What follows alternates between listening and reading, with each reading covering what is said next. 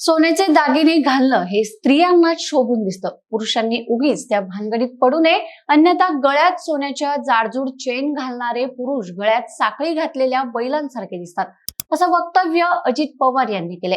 ते सोमवारी चाकण येथील रांका ज्वेलर्सच्या दालनाच्या उद्घाटन प्रसंगी बोलत होते.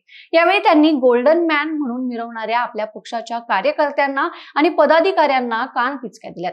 आपल्याकडे लहान मुलांपासून ते मोठ्यापर्यंत सोन्याचे प्रचंड वेड आणि आवड आहे. सुरुवातीपासून आपल्या भागात ही परंपरा चालत आली आहे. पण आधुनिक काळात लोकांचं राहणीमान बदललंय. सोनं खरेदी करण्याची क्षमता वाढली आहे. त्यामुळे प्रत्येक वेळी लोक सोन्याच्या दुकानात जाऊन खरेदी करतात. अडचणीच्या वेळी सोनं बँकेत गहाण ठेवता येतं, त्यामुळे नड भागवता येते.